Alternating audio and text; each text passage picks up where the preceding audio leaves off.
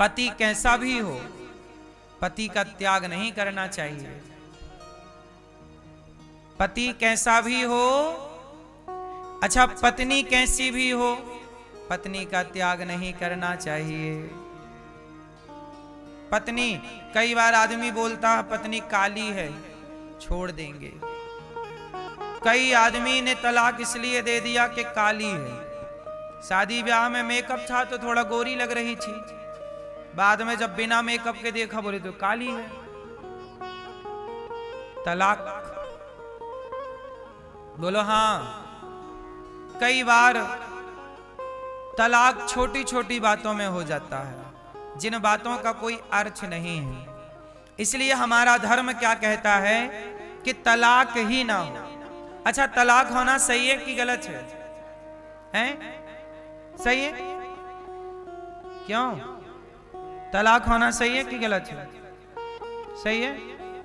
आप बताओ मैया, क्या बोलती तू? तलाक लेना सही है कि गलत है? तलाक क्या ये भारतीय शब्दावली है? डिवोर्स क्या ये भारतीय शब्दावली है? हमारी संस्कृति हमें तलाक लेकर तोड़ना नहीं। हमारे रिश्ते में तलाक, डिवोर्स जैसी कहीं कोई शब्दावली नहीं है। हमारे यहाँ हमारी भाषा तोड़ना नहीं, जोड़ना सिखाती है। हम लोग जहां जिससे जुड़ गए तो सारी जिंदगी के लिए जुड़ जाते हैं। हमारे यहाँ पति पत्नी के रिश्ते को भी बोला जाता है 7 जन्म का है। बोलो हाँ। अब 7-8 जन्म तो भगवान जाने, लेकिन बोला यही जाता है। मतलब हमारे यहाँ रिश्ते होते हैं तो इसी भाव से कि अब ये टूटेगा नहीं, इसलिए ब्याह करने से पहले खूब बढ़िया से देखो, जल्दबाजी में ब्याह ना कर लेना। आजकल शादी ब्याह में धोखा बहुत मिल जाता है। लड़की पक्ष छिपा लेती हैं अपनी कुछ बातें, लड़के लोग भी छिपा लेते हैं अपनी बातें। इसलिए हम कहते हैं शादी ब्याह करो पर छिपाओ कुछ ना, सब बता दो पहले से, क्योंकि शादी के बाद पता चलेंगी तो फिर वो दरार आ जाएगी। हाँ कि ना? सही है गलत है? इसलिए हम कहते हैं कि जब तक विवाह ना हो जाए तब तक किसी स्त्री का, किसी पुरुष का गलत भाव से स्पर्श भी नहीं करना चाहिए। यदि आपने विवाह के पहले ही किसी स्त्री के संग, किसी पुरुष के संग रहकर संबंध बना लिए, तो आप जब जो पत्नी आएगी, आपके जो पति आएंगे, आप तो उन्हें सारी जिंदगी धोखा ही दोगे ना। आप सारी जिंदगी कहोगे कि हम आपकी हैं, पर आप पहले किसी और के संग रह चुकी या रह चुके। इसलिए जब अपने पति के पास जाओ, अपने पत्नी के पास जाओ, तो पवित्र विचारों से, पवित्र मन से, पवित्र भाव से जाना चाहिए। लेकिन आजकल शुद्धि बची ही कम है, शुद्धि समाप्त सी हो गई है। इसलिए आपसे हम बार बार कहते हैं कि विवाह के पहले किसी स्त्री, किसी पुरुष को गलत दृष्टि से देखना और स्पर्श करना, इसे पाप कहते हैं। क्या कहते हैं? अब देखना जरा, शादी के पहले किसी लड़की, किसी लड़के के संग संबंध में रहना सही है कि गलत है? जोर से। इसे धर्म गलत मानता है, परंतु इसे संविधान सही मानता है। संविधान कहता है कि आप लिव इन में रहना चाहें तो रह सकते हैं। बोलो हाँ मैया।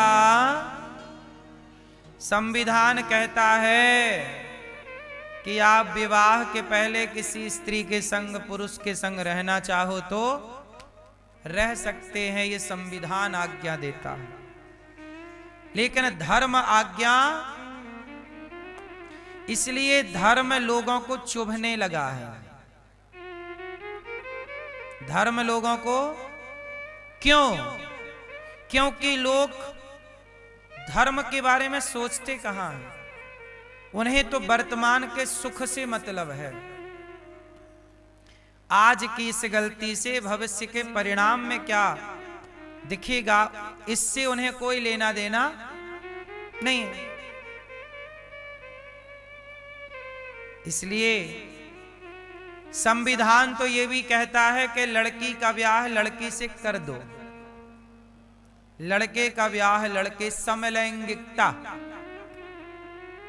संविधान तो समलैंगिकता की भी इजाजत देता है। अब बताओ, आपने कभी सुना कि चिड़िया चिड़िया के संग रह रही है? बच्चे पैदा करने के लिए चिड़िया चिड़िया कर लेगी, है ना? फिर इस पूरी धरती में स्त्री पुरुष का विधान प्रकृति ने बनाया है। शेर है तो शेरनी है, हिरण है तो हिरनी है।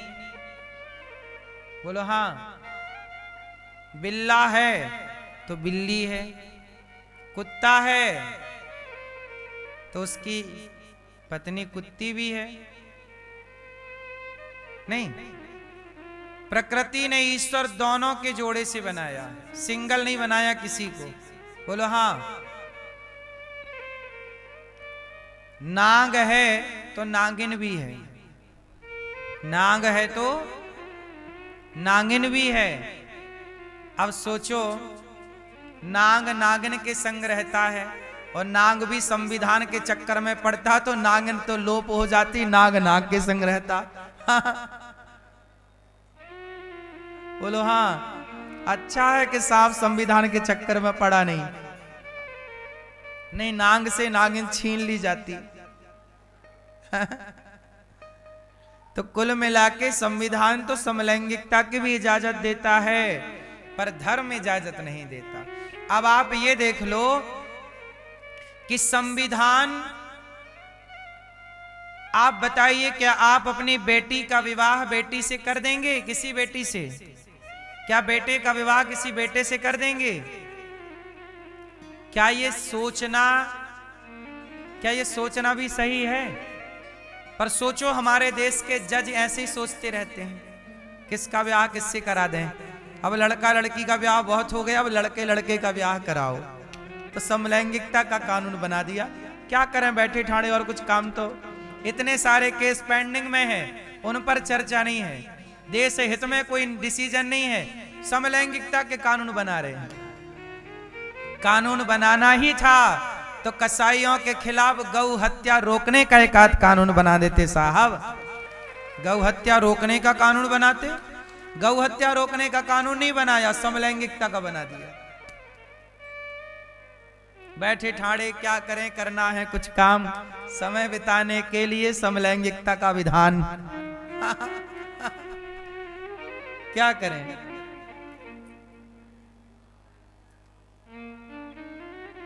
क्यों मैया?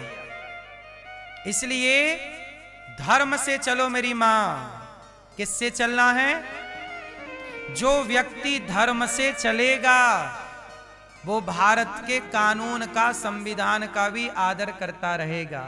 अब मैं धर्म से चलता हूं तो धर्म से चलने पर मेरे से कोई अपराध नहीं बनता, कोई क्राइम। मैं कहां किसी का मर्डर कर रहा हूं, कहां किसी की चोरी कर रहा हूं, कहां किसी बहन बेटी को गलत नजर से देख रहा हूं। धर्म का ज्ञान है, इसलिए मैं किसी बहन बेटी को गलत नजर से नहीं देखता। मैं देखता हूं मेरे से बड़ी है तो मां के रूप में, बराबर की कोई बहन है तो बहन है, और छोटी बच्ची है तो बेटी के रूप में। मुझे धर्म ने सिखाया है कि स्त्री को कैसे देखना है। और जो संविधान को मानने वाले हैं उनमें से कुछ लोग कैसे हैं, चौराहे पर बैठ करके बहन बेटी को ताकते हैं, गलत नजर से कमेंट करते हैं। बोलो हाँ। धर्म को मानने वाला व्यक्ति, धर्म को मानने वाला, धर्म को जानने और मानने वाला व्यक्ति, उसके पास बहन बेटियां सुरक्षित हैं। लेकिन जो कानून को जानने वाले लोग हैं वो कई बार अपने ही कानून को तोड़ते दिखाई पड़ते हैं कि नहीं? हाँ या ना? इसका मतलब है कि धर्म ही वेश है मेरी मां। धर्म को राम जी धर्म से चलते हैं। राम का कानून क्या है? धर्म। राम का कानून धर्म है। राम धर्म से चले और रावण अधर्म से चला, मन माना। रावण का अपना कानून है, मन माना, जो मिलेगा चुरा ले आएगा, जो स्त्री अच्छी लगेगी वो कोई भी हो चुरा के ले आएगा। और जब धर्म से आप हट जाते हैं तो आप कितने भी बड़े क्यों ना हो, सर्वनाश के पास आकर खड़े हो जाते हैं। इसलिए मेरी मां, धर्म से चलना चाहिए। सही है गलत है? भारत की मूल जो बात है वो धर्म है। रामो विग्रहवान धर्मः, राम ही धर्म है। इसलिए साहब अपने बेटों को धर्म का पाठ पढ़ाइएगा। जो धर्म से चलेगा वो संविधान को फॉलो कर लेगा, और जो संविधान से चलेगा ना वो संविधान को ही फॉलो कर पाएगा ना वो धर्म को ही फॉलो कर पाएगा। बोलो हाँ। जो संविधान की पुस्तक पढ़े हैं ना पूरी, वो पढ़कर भी कई बार अपने पढ़ करके संविधान को तोड़ते हैं। बोलो हाँ। और धर्म पर चलने वाला व्यक्ति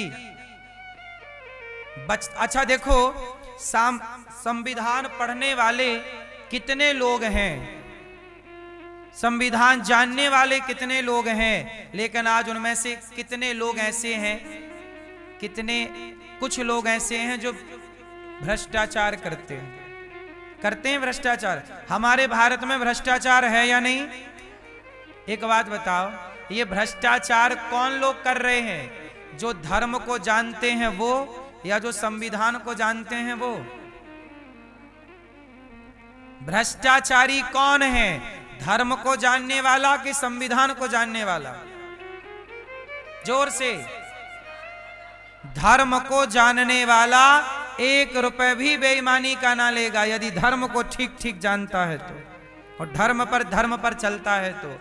लेकिन संविधान जानने वाले लोग, कितना घोटाला हमारे देश में होता है। सड़क बनाते हैं फिर खोद देते हैं, बोले लाइन डालनी भूल गई, फिर बनाई फिर खोद दी, सी भैया वाली लाइन और भूल गए थे भैया। अब बताइए आप में से कितने लोग ऐसे हैं जिनके शहरों में सड़क बनाई गई फिर खोद दी गई? कितने लोग ऐसे हैं? हाथ उठा के बताओ। सोचो, आप सब इस बात के गवाह हैं। एक सड़क को बनाने में 100 करोड़ रुपया लगता है। मोटा मोटा उदाहरण से समझो, एक सड़क को बनाने के लिए कितना रुपया? 100 करोड़। कितना करोड़? 100 करोड़ यदि उसे बनाने में लगा है तो 50 करोड़ से ज्यादा तोड़ने में लगेगा, बल्कि ज्यादा लगता तोड़ने में। अब बताइए 100 करोड़ बनाने में, फिर 100 करोड़ तोड़ने में, और फिर बनाएंगे तो 100 करोड़ लगेगा। जहां 100 रुपए में काम होना था वहां 300 रुपए का काम हो गया कि नहीं? अब बताओ ये कौन लोग, ये सब संविधान तो जान रहे हैं ना? बोलो। हम धर्म को जानते हैं, इसलिए हम राष्ट्र से प्रेम करते हैं। और राष्ट्र से प्रेम ये है कि सड़कें इस प्लानिंग से बनाई जाएं कि एक बार बने तो कम से कम 50 साल तक तो ठीक ठीक चलें सड़कें। हाँ या ना? क्यों भैया? आप 50 लाख की 20 लाख की गाड़ी खरीदते हो तो 50 लाख की 20 लाख की गाड़ी भी कम से कम 15-20 साल चलती है। ठीक ठीक बोलो हाँ। 15-20 लाख की गाड़ी कितने साल चलती है? 15-20 साल तो खूब दौड़ती है। लेकिन 100 करोड़ की सड़क बनी, अगले साल ही टूट गई। एक बारिश आई, बह गई, सड़क बह गई।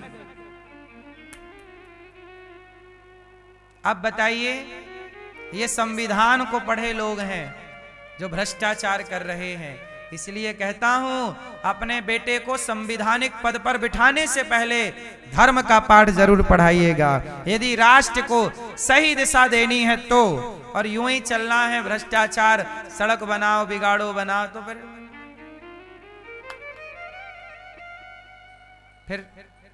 कल रामचंद्र कह गए सिया से, ऐसा कलयुग जिसके हाथ में होगी लाठी, भैंस वही चराएगा। ले गया भैंस। चलो, इसलिए धर्म का बहुत आवश्यक है जानना, धर्म को जानना।